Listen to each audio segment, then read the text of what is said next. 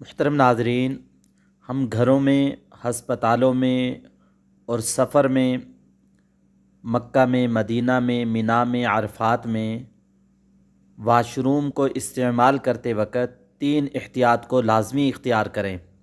چونکہ اب جدت کا دور ہے، ہر گھر میں اٹیچ واش روم موجود ہیں، اس لیے کہ واش روم گندگی اور ناپاکی کی جگہ ہے۔ شیاطین اور جنات بھی ناپاکی اور گندگی کی جگہ پہ رہتے ہیں، لہذا ہم واش روم کو استعمال کرتے وقت اس کی دعا جو اللہ کے نبی صلی اللہ علیہ وسلم نے بتلائی ہے، اس دعا کو پڑھ کر اس میں داخل ہوں۔ وہ دعا یہ ہے: اللہم انی اعوذ بک من الخبث والخبائث۔ اے اللہ، میں تیری پناہ چاہتا ہوں ناپاک جنوں اور ناپاک جنیوں سے۔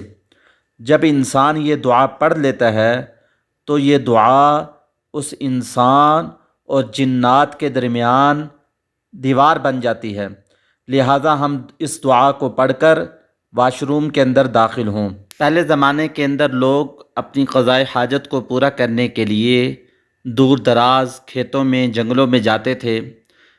اب کیونکہ جدت کا دور ہے، پہلے واش روم گھر کے باہر آئے، پھر گھر میں آئے، اور اب ہر کمرے کے ساتھ اٹیچ واش روم موجود ہیں۔ خصوصاً اپنے بچوں اور بچیوں کو یہ دعا لازمی طور پر سکھائیں اور ان کو اہتمام کرنے کا بھی کہیں۔ اگر ہمارے بچے اور بچیاں یہ دعا پڑھ کر واش روم میں جائیں گے تو انشاءاللہ بہت ساری چیزوں سے محفوظ رہیں گے۔ اور دوسری چیز، اٹیچ واش روم کے اندر وضو کی دعا پڑھنا۔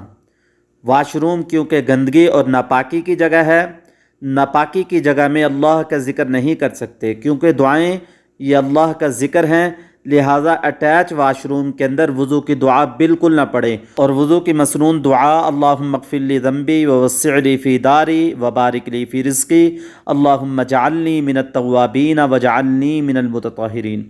یہ دعا آپ واش روم کے اندر نہ پڑھیں بلکہ باہر نکل کر پڑھ لیں۔ اور تیسری چیز، دانتوں والا برش واش روم میں استعمال کرنا اور وہیں رکھ دینا، اس سے بھی ہم احتیاط کریں۔ سائنس نے تحقیق کر کے بتایا ہے، جب انسان واش روم کے اندر اپنی قضائے حاجت سے فارغ ہوتا ہے تو بہت سارے غبار اڑتے ہیں اور وہ دیواروں پر پڑتے ہیں، اور جہاں انسان کا یہ برش پڑا ہوتا ہے، یہ ٹوتھ پیسٹ پڑی ہوتی ہے، وہاں بھی وہ جا کے اثرات پڑتے ہیں۔ جب انسان اس برش کو استعمال کرتا ہے تو یہ اثرات انسان کے منہ میں چلے جاتے ہیں، لہذا ہم برش کو کرنے کے بعد واش روم سے اٹھا لیں اور کسی اچھی جگہ رکھیں تاکہ کوئی چھپکلی اس کو منہ نہ مار جائے، کوئی ایسے زہریلے اثرات اس پر نہ لگ جائیں۔ ہمارے گھروں میں لڑائیاں اس لیے ہوتی ہیں، ہم ان دعاؤں کا اہتمام نہیں کرتے، لہذا گھر میں جب داخل ہوں سلام کریں، واش روم میں جب جائیں تو اس کی دعا پڑھ کر جائیں، جب نکلیں تو واش روم سے اس کی دعا پڑھ کر نکلیں۔